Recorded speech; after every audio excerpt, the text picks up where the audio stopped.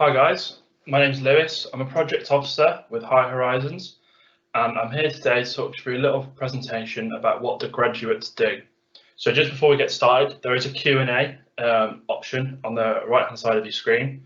So if you put a question in, my lovely assistant Alison will be able to read it out to me, and I can answer them live. So there are always options for questions at the end. You don't have to think of anything now. You can always wait till the end, and if you've got any questions. So first of all, sorry to bore you with these stats, but I promise they are important, and I broke them down quite simply. So every year or so, companies do stats on graduate outcomes. So they ask, they send you texts or emails if you graduate and say, what are you up to? Please take this survey. And they put this data together. So this is from 2017/18, so it's a couple of years old, but with the data, there's a couple of years lags.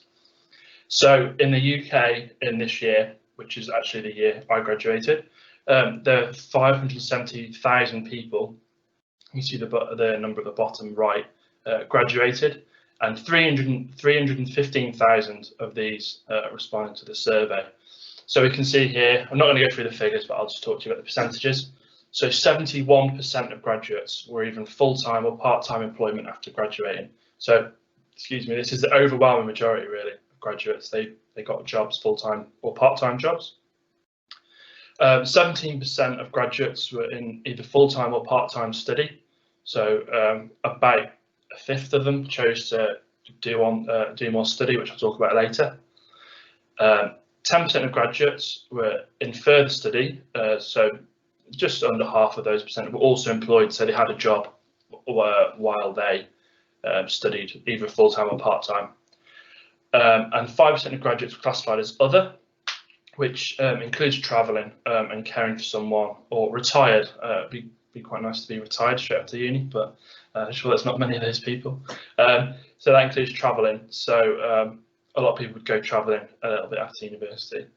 And finally, only 3% of graduates were unemployed, which is far below the current national average of 5%, sort of skewing the figures a little bit because, I'm talking about the 2020 figure of unemployment is 5%, and only 3% of graduates left, without a job. So there's a few here that say unemployed and due to start work or further study. They don't count, but people are just unemployed. Only 3% of total graduates who respond to the survey, so that is quite a bit lower than average, which is good.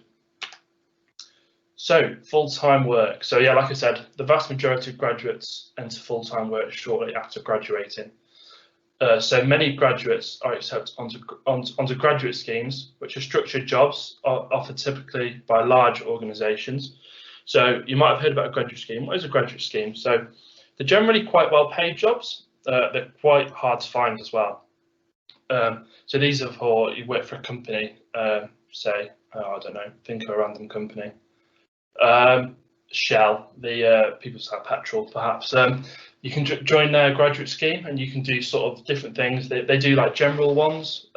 If you're interested in the business and you do a little bit of everything, or you can do one specifically in finance if you're interested in finance, so you've got a similar degree like accounting or economics or something, or business organisation or anything like that. So you sort of learn the ropes. You start, and they're really structured jobs, and they teach you all the basics of the business and all the different stuff. And they have it's almost sort of like a step between university and work, because you have sort of modules in air quotes sort of thing, where you will learn different bits and go on, progress, and do 6 months in HR, 6 months in finance, etc. So they're really good jobs to get onto. But most graduates do actually work for SMEs, which are small and medium enterprises. So these are not big companies, not big multinational corporations. So most graduates do work there. So graduate schemes are great, but they're not the only thing out there. A lot of people at uni think, oh God, I need to get a graduate scheme. I failed if I haven't got a if I'm not accepted onto a graduate scheme. That's certainly not the case. They're absolutely fantastic. They're great things to get onto, but they are quite rare and hard to get onto. So don't beat yourself up. I know you've probably got quite a while yet, but don't beat yourself up if you don't get one. They're not the be-all and end-all. No. So graduates work in every sector in the UK, and they aren't paid a standard specific figure. You can graduate and work in a minimum wage job, or you could graduate and earn £250,000 a year. There's no standard specific figure. I mean, you're probably not going to earn that much, but good luck if you do. So the graduates are fine everywhere. So all sorts of businesses take on graduates, and anywhere you want to work basically there'll probably be a graduate's entry level job that requires a degree or something similar. And like I say, yeah, they're paid whatever the company chooses. So further study. So a lot of people, you'll probably be thinking, so you've been through 11 years of school, 2 years of college or sixth form, 3 or 4 years in university, and you want to do more. Yeah, lots of people do more. This is known as postgraduate study, and it's a great way to enhance your skills and make yourself more employable. So if you're interested in teaching, I know a lot of people are interested in teaching, postgraduate study is typically a requirement, which is what's called a PGCE. So to be a teacher, you can do a degree in teaching and go straight into it, or the most common route is you just do a degree in something like English, maths, science, drama, whatever you fancy, and then you sort of can do a year of a PGCE, which they teach you how to teach basically, and that's known as postgraduate study. And the fees work in similar ways to undergraduate fees. So they set how much it costs, and then you get a certain amount to pay off that loan. You don't have to pay for that out of pocket unless you do several postgraduate degrees. Your first postgraduate degree should always be paid by student finance, so no need to worry there. So postgraduate study is flexible, so you can do it alongside a part or even a full-time job. So lots of courses will say if you want to do criminology at Harper Adams, I don't know if Harper Adams do criminology, but you can either do, this is purely an example, you can do it full-time for like a year or part-time over 2 years. So say you're in 40 hours a week full-time, that's the recommended amount to work, I guess. That takes a year, or you could do it so 20 hours a week part-time or even less, do it over more years. Generally, postgraduate courses are really flexible, which are a great benefit. So they allow you to work, like I mentioned before. Some people even do have a full-time job and do a master's at night, which I couldn't imagine how difficult that would be, but lots of people do that, and it's a great option. So yeah, like I say, anything to help you stand out from the crowd is fantastic. More and more people are going to uni and getting degrees. So if you can do something else to make yourself stand out and say, I've got a master's in this, then that's brilliant. So part-time work. So many graduates choose to work part-time after graduating for many reasons. So part-time work can help graduates to apply for full-time jobs while still earning money and improving their CV. So unfortunately, finding a full-time job that you love isn't an overnight process. It takes a while. It takes lots of applications, lots of hard work, and lots of time. So graduates that struggle to initially find a full-time job decide to maybe get a part-time job, working at Tesco's, working at McDonald's, Starbucks, anything like that. So you can get some money in your wallet and improve your CV as well. So it gives you more things to talk about when you get a full-time job. Or part-time work might just suit people in general. If you're a carer, for example, you care for your kids or relatives, older people, or anything like that. Part-time to supplement your income and stuff is a great option. And yeah, like I mentioned earlier, many graduates work part-time alongside further study. So, yeah, travelling.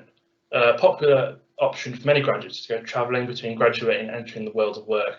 This probably not happening so much now with COVID and everything, but hopefully, by the time you guys graduate, that you should be back allowed to travel like normal. So there's lots of reasons why people travel. So taking some time to travel after graduation can really help you clear your head after years of education. You've been in education all your life, and then you've suddenly thrown into the world of work.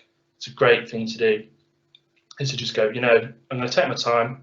I'm going to think about things. I'm going to go to some countries I want to go to, travel, however you want to. So yeah, the importance of taking breaks cannot be understated, really. Like I just said, you've been in it so long. You need to have a break, clear your head, think about things. Great option. So also traveling isn't quite like a holiday where you just go and chill out. You know, I'm sure you'd soon run out of money if you're running an all-inclusive holiday for a year or so. So lots of people choose to work or volunteer whilst they're traveling, which can give you a lot to talk about during interviews later on. So, for example, people go and volunteer for things, volunteering jobs and other things whilst they're traveling. You know, in Australia or something, it's a great option, typical option. And that helps you talk about stuff in interviews. Say you've been away for a year, you come back, and they, you know, if an interview says to you, what did you do when you're traveling? If you're going to say, well, I just went on holiday, really. Not a great thing to talk about in your interview, but if you can say, oh, you know, I did this, I helped the local people, I helped build wells in Africa, things like this. That's a great positive thing you can talk about, and talk about, you know, team building, leadership, and all these other things to give you to talk about, give you, like I said before, give you an edge in an interview. What else? So that's not the only option. The only options, rather. There's lots of different things you can do, and the possibilities really are endless. So you can volunteer as well. That's not just a thing for abroad. You can volunteer in this country, and it's an attractive option for many graduates, which you can do in a huge range of roles. So I guess if you might think of Duke of Edinburgh, some of you guys have done that, you get to volunteer. Lots of people work, you know, in a charity shop. It's not the case. You can do that, of course, if you want to do that. There's lots of things like all these good-looking people on the right, stock image, are all planting a tree. Tree planting, things like that. Gardening as well, community gardens. There's loads and loads of options for volunteering. You know, looking after cats and dogs in shelters and stuff. Loads of you can do to add to your CV and talk about as well, which is fantastic. So also lots of graduates start their own business during university or after university. So for example, Gymshark, I'm sure a lot of you guys will know Gymshark. You know, they make gym gear. Very popular on Instagram and things like that. It was founded by 2 uni students in 2012 while they were at uni, of course. And the business is now valued at over £1 billion only 8 years later. So lots of people, you know, I think there was a guy in my uni when I was there who made like meal prep meals for people in the gym and stuff, just made meals in his kitchen and sold them and did really well. You know, you can start your own business. People think, well, why go to university and pay all that money if you're just going to start a business, which you could do otherwise? Well, it can give you lots of skills, like if you do business management, things like that, can help you give the skills to start your own business as well, and more confidence, and being a bit older as well, give you some an edge. And you know, university is a place to try things out. You know, Facebook, worth, I don't know how much, started university as well by Mark Zuckerberg in 2004, I think. So yeah, loads of businesses were started by people at uni. You know, great place to meet people, network, get inspiration and connections, things like that.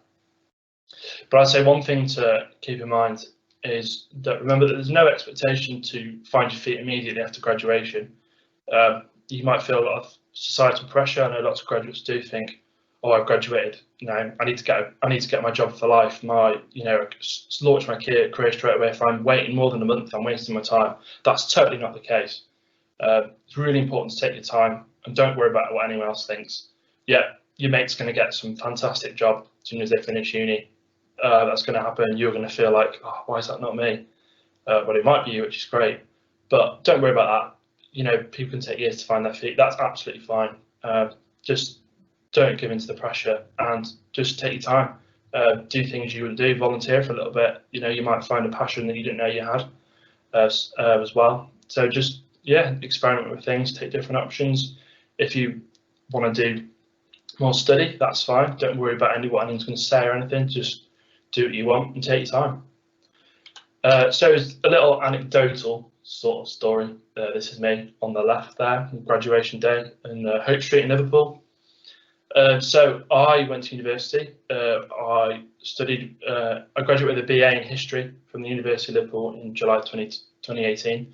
So a BA is a Bachelor's of Arts. So a bachelor's is your undergraduate study, and a master's is a postgraduate study. So I started in September 2015 and finished in July 2018.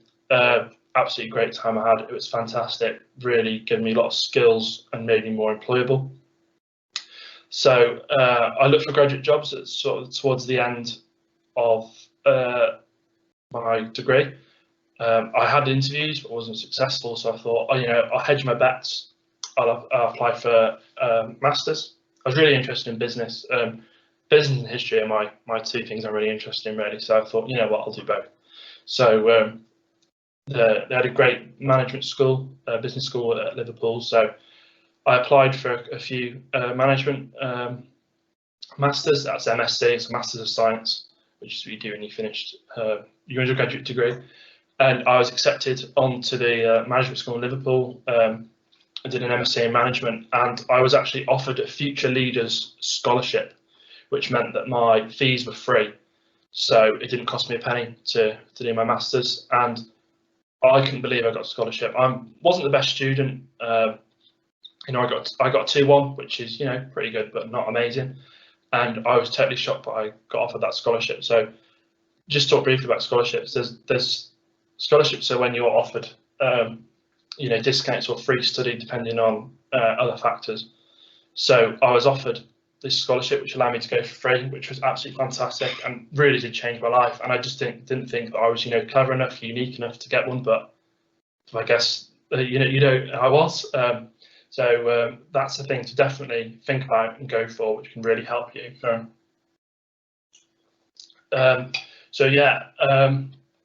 Also, I finished that in September 2018.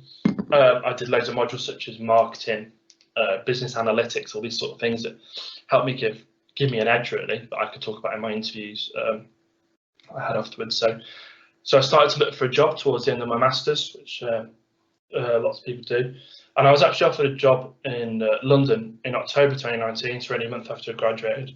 Luckily, I declined it. There's a bit of a story behind that. So I was offered a job in London, and the company phoned me to say, "Oh, we're closing in June. You can still have the job till June, but after that, you're on your own." So I think long and hard. Moved to London, a very expensive place, very far from my home. I chose not to, and luckily I did. But that's not to say don't bother with London. It's a fantastic place, lots of unique jobs you can only get there as well. So it's a great place to go to, but especially with coronavirus as well. Really glad I didn't go, me personally. But the thing to remember here is you will face setbacks, and it's going to be difficult. Applying for jobs is really hard. It's really mentally difficult. Getting up, applying to several jobs in a day, hearing back from one or two to say you didn't get it. It's really hard to just keep going, but it's important to keep going because you will get there in the end, definitely. I remember thinking, I'm not going to get there. I'm going to just do nothing, but obviously not the case, not true. Got a job that I love, so I returned to the job search in November 2019. Really disheartened, thinking, now I'm back at square one, back with several jobs a day, and that's it. That's all I'm doing. That's my life. So, but luckily, I was offered my current job in the same month, so I interviewed for it and got the job. Started in January 2020. So, like I say, I'm a project officer for Higher Horizons in the Chester hub. So I work at the University of Chester, and absolutely love my job. Everything happened for a reason, really. Quite cliche, but really glad I got this job, and it all worked out in the end, really, which is the main thing. So it really can be disheartening and be a hard process to apply for jobs, but don't worry, you will get the job.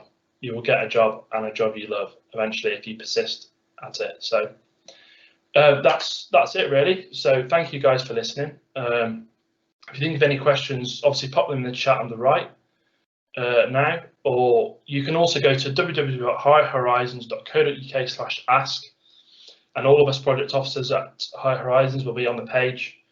You can just send us a question and we'll respond to you. It can be about anything to do with school, college, university, study tips, mental health, anything like that. If you want us to talk to, we'll be more than happy to oblige. So thanks very much. Thanks for listening. Cheers.